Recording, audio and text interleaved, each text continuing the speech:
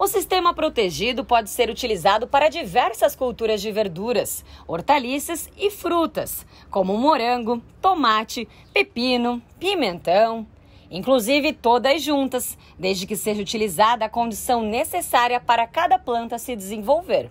O grande diferencial desse sistema, sem dúvidas, é a qualidade do cultivo e também dos materiais, fazendo com que os produtores produzam mais e por mais tempo, oferecendo alimentos durante os 12 meses do ano. O primeiro passo a se atentar é o tipo da estufa. São vários os modelos e materiais que podem ser utilizados. Nesta estufa, por exemplo, estão quase 500 pés de morangos, da variedade San Andrés. A estrutura tem 5,40 metros por 16 metros de comprimento, mas até poderia ser menor.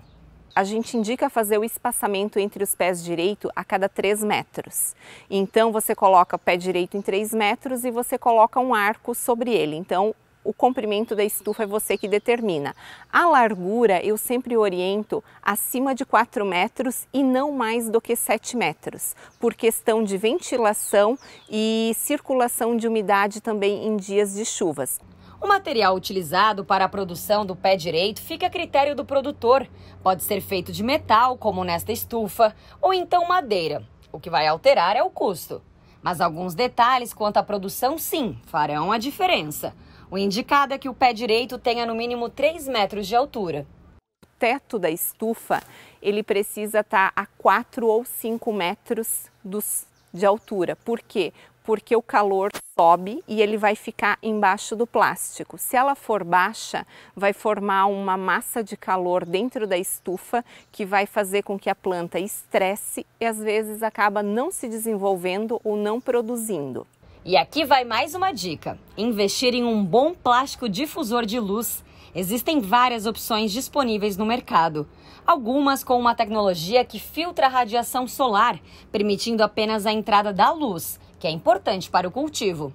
Por exemplo, a gente está com um dia de sol ali fora e você pode ver que não tem a minha sombra dentro da estufa. Isso é justamente um filme com alta difusão de luz e alta transmissão de luz, ou seja, a luz boa está entrando enquanto a radiação solar está ficando para o lado de fora.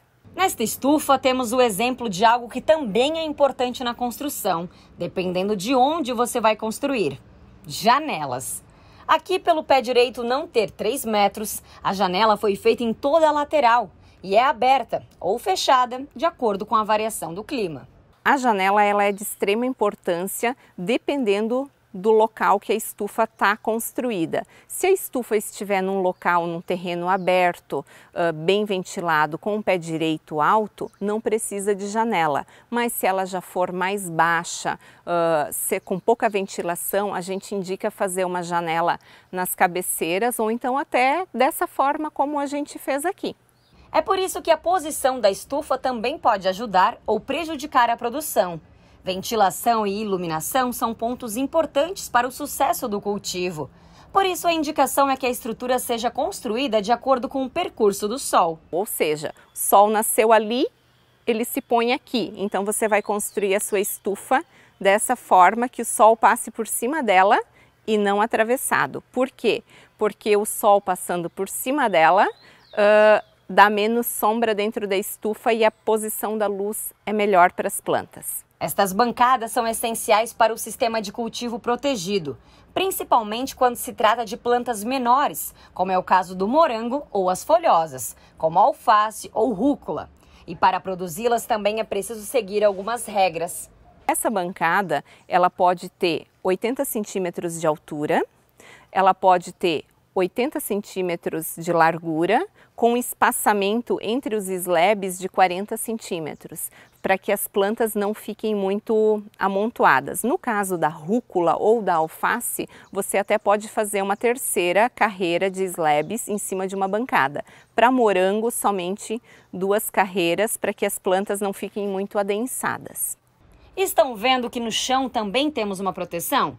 Aqui foi utilizada uma ráfia de solo permeável que permite a passagem da água, mas impede o crescimento do mato.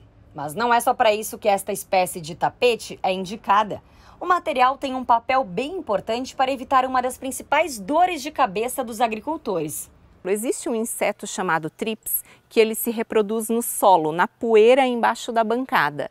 E quando ele está adulto, ele sobe e vem causar danos na planta. Colocando ráfia de solo na estufa, você quebra o ciclo do trips. Já é um problema a menos que você tem com a sua plantação e você já não precisa cuidar desse bichinho, não precisa combater ele com agrotóxicos. E pensando em economia, outra dica: é possível captar a água da chuva e reaproveitá-la para irrigar a produção. O nosso sistema de irrigação ele é um sistema bem simples.